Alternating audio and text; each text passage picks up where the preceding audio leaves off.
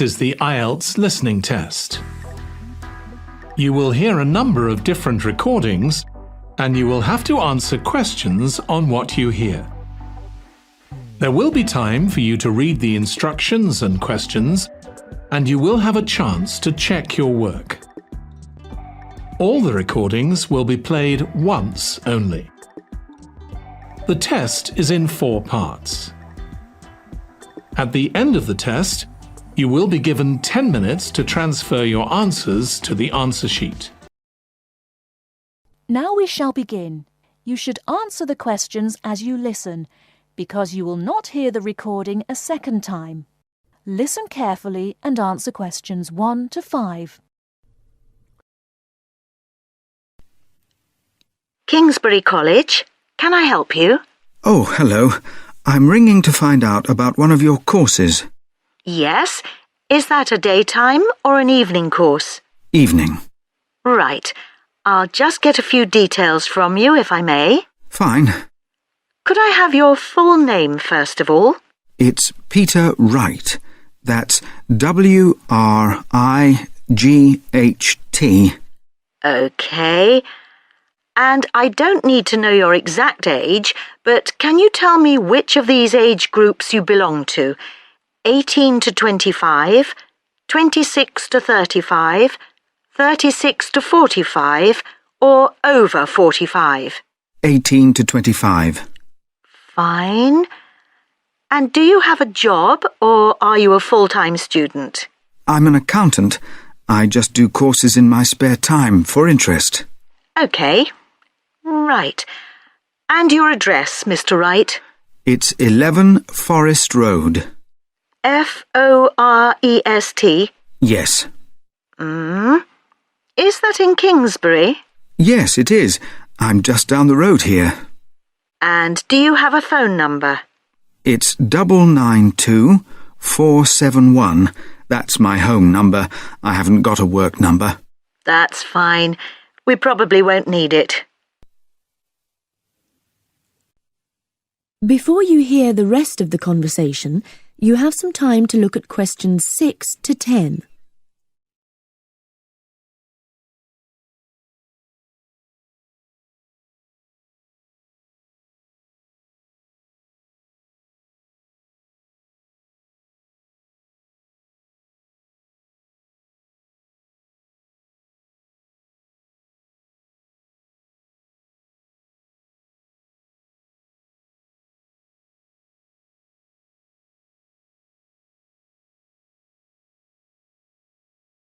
Now listen and answer questions 6 to 10.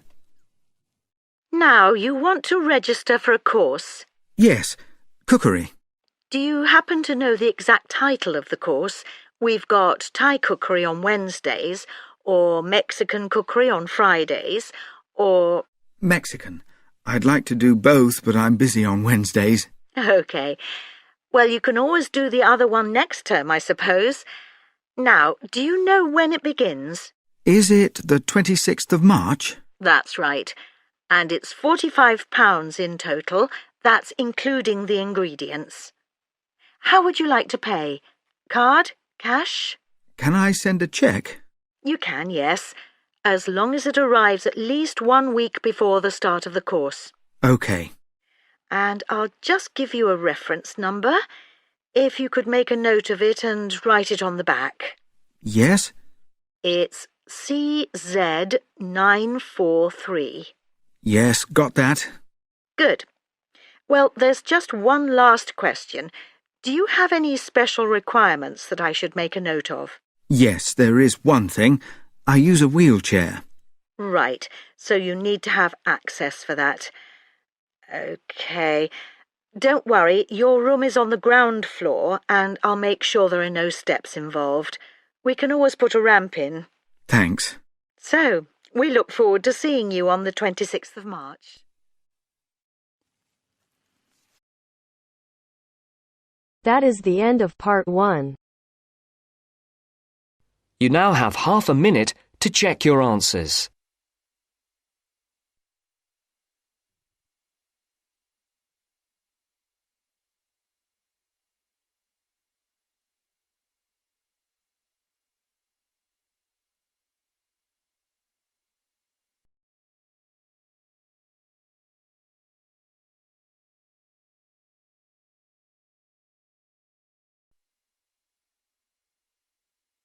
Part 2.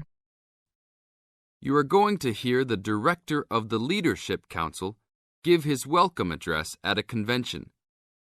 First, you have some time to look at questions 11 to 15.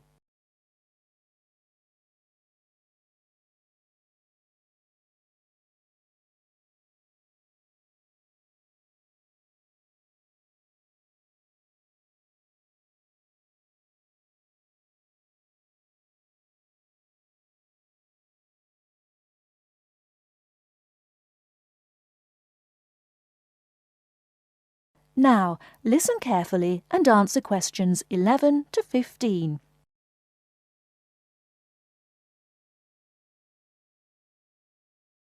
Ladies and gentlemen, can I have your attention, please? Please find your seats. Snacks will be available all day long. Thank you. Allow me to first introduce myself. I am Joe Steinke, Director of the Leadership Council. On behalf of the Organizing Committee for the 8th Annual Leadership Conference, I welcome you all to San Dimas, California, for a special session on postmodern solutions. We have people attending from as far away as Toronto, New York, and even the Bahamas. Frankly, I wish we had gone to you there. But we're very glad you're all here. Let me say further that this will be our largest conference yet. Registrations have far surpassed our expectations. For the first 3 days, we will be hosting more than 325 participants for lectures and workshops. Another 100 will be joining us for our final 2 days and culminating session on Friday evening. We also have a larger selection of seminars than ever, a total of 32. Because we know that you all will want to attend a few special sessions, we will repeat key seminars each day. So there will actually be 38 sessions. I'm sure you will all be pleased with the content and the quality of speakers.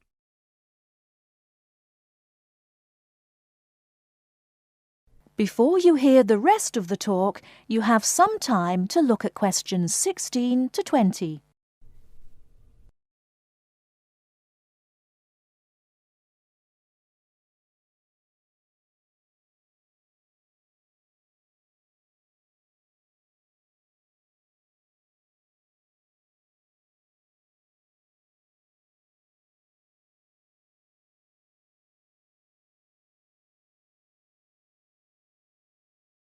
Now listen and answer questions 16 to 20.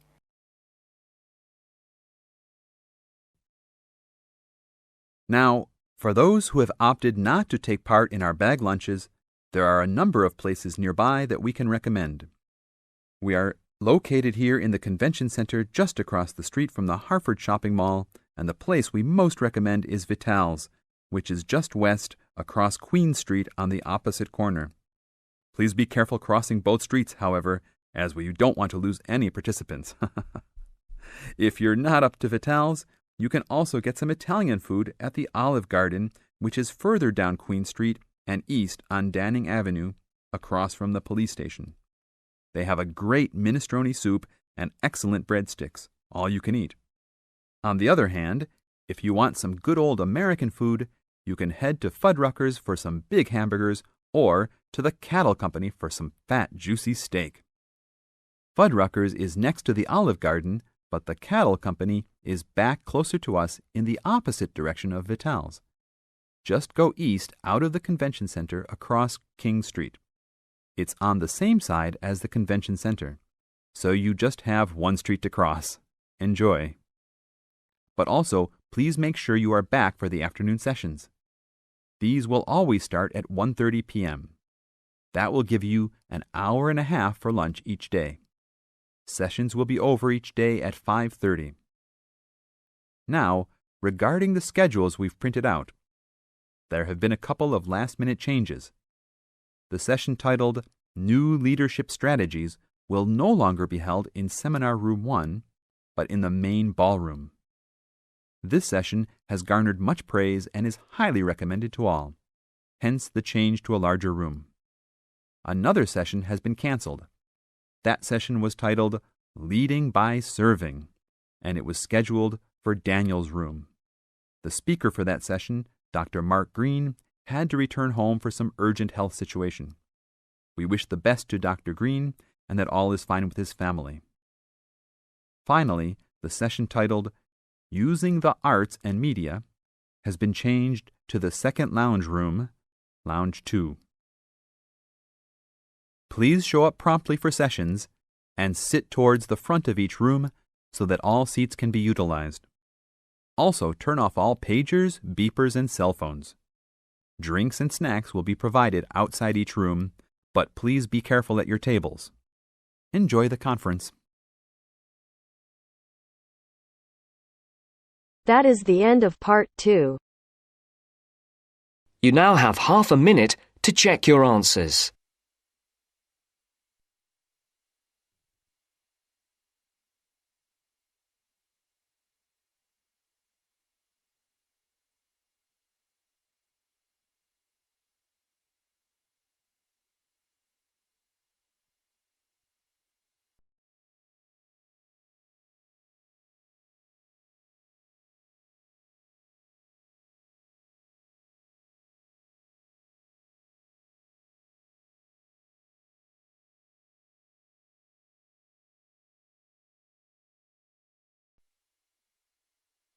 Part 3. You'll hear 2 university students discussing a social science lecture they attended. First, you have some time to look at questions 21 to 24.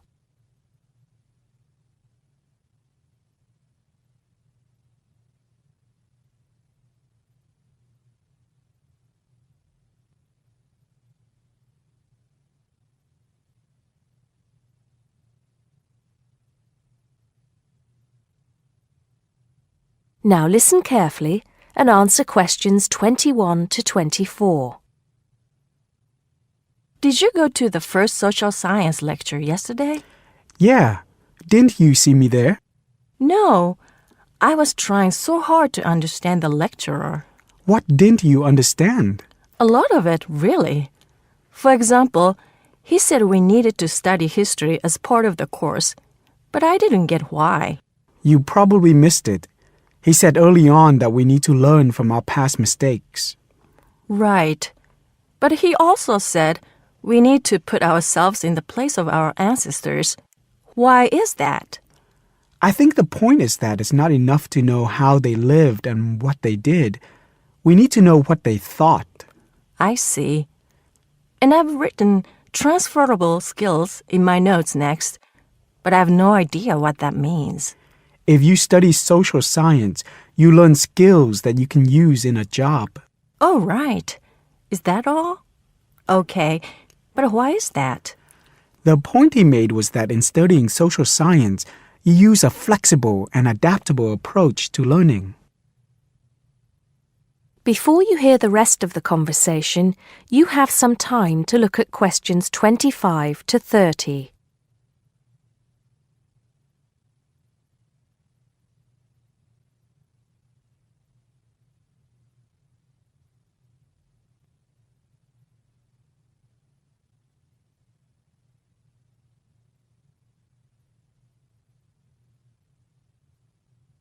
Now listen and answer questions 25 to 30.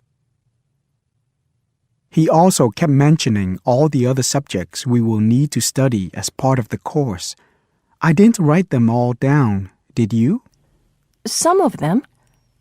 I think I can make sense of my notes. The first one was anthropology, which he said would cover prehistory and archaeology as well. Okay. Then there's economics. I wrote down that this was not meant to mean that we will spend all our time looking at economic theory, but more that we need to see how humans behave. That's good. I don't think I could handle economic theory. He said something about education too, didn't he? Yeah. He said we'll be looking at how cultural information is handed down from one generation to the next through teaching children. He said we'd be focusing on geography too, but I can't really remember which aspects. Can you? I noted it down, I think. Here we are, yes, particularly in relation to urban planning. It's law that I got confused about. I didn't understand why he linked that to economics. I think he meant that laws affect the way wealth is distributed. That makes sense. Now, what are the science wars? Okay, I did get that. The science wars are about how social science collects information. In sociology and social work, and in social science generally, they can only study patterns of behavior and observe. If you compare that to the way scientists work in physics or chemistry, it's very different because they use specific experiments that can be tested and which give concrete answers. Social studies is often accused of being unscientific. That's all. Okay. But it still looks like a good course, doesn't it? You don't have any regrets, do you? None at all. I'm looking forward to it.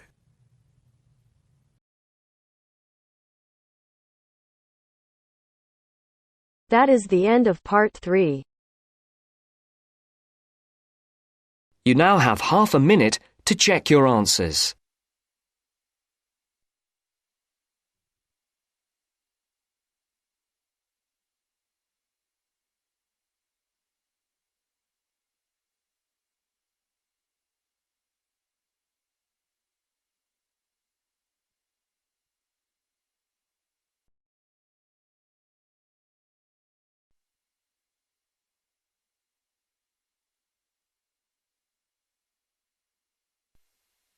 Part 4. You'll hear a teacher talking about several British art galleries. First, you have some time to look at questions 31 to 33.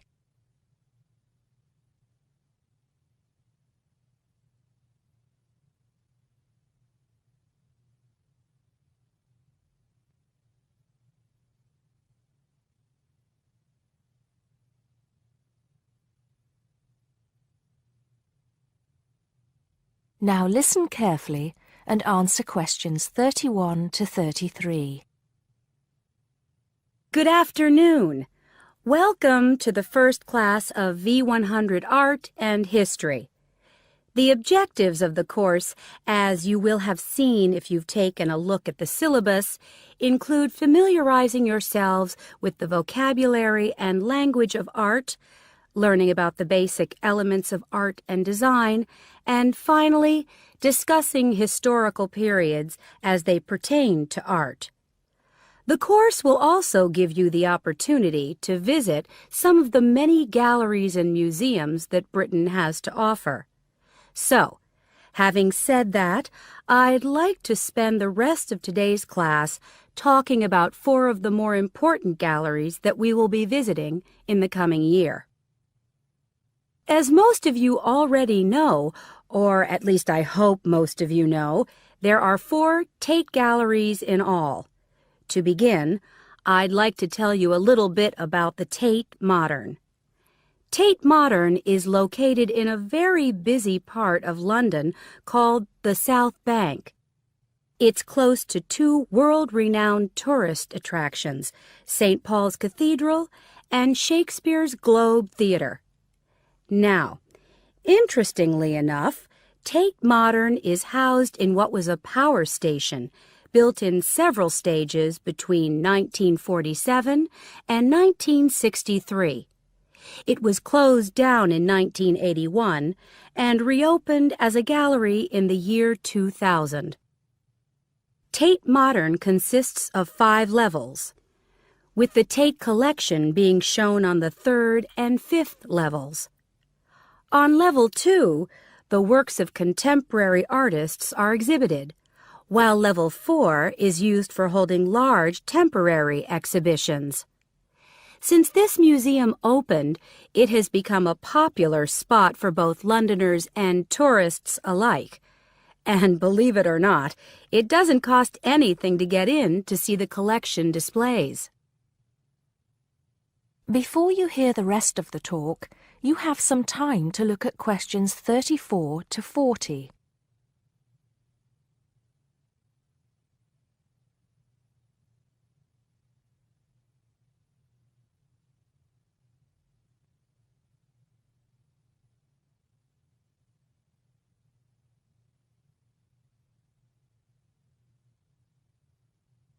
Now listen and answer questions 34 to 40.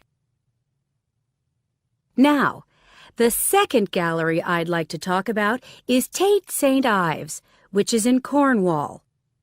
It was built on the site of a gasworks, and it overlooks Porthmeor Beach. Tate St. Ives is housed in a 3-story building that was designed by the architects Evans and Shalliff. It was established in 1993, 7 years before Tate Modern was opened, and the gallery exhibits the works of modern British artists, including members of the St. Ives School, a group of artists living and working in the area from the 30s onwards. In later lectures, we'll be looking at the work of some of the artists who belong to that group and the ways in which they influenced each other. Okay, am I going too fast for any of you? No? Good. Next, I want to talk about Tate Britain, which is a gorgeous gallery situated right in the heart of Westminster.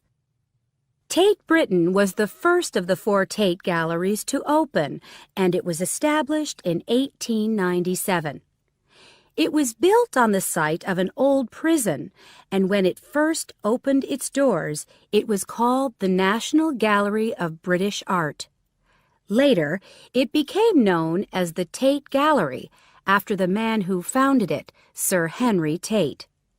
During its lifetime, Tate Britain has been damaged twice, once by floodwaters from the River Thames, and once by bombings during World War II. This gallery has an interesting range of exhibitions of historic and modern art from 1500 up to the present day. Now, the last gallery I'd like to tell you about is called Tate Liverpool. It's not hard to figure out where this gallery is located, is it? It was opened in 1988 to exhibit displays from the Tate collection, and it also has a program of temporary exhibitions. Tate Liverpool is housed in what was once a warehouse, and for some years it was one of the biggest galleries of modern and contemporary art in the UK. Well, that's a brief overview of just a few of the galleries we'll be visiting.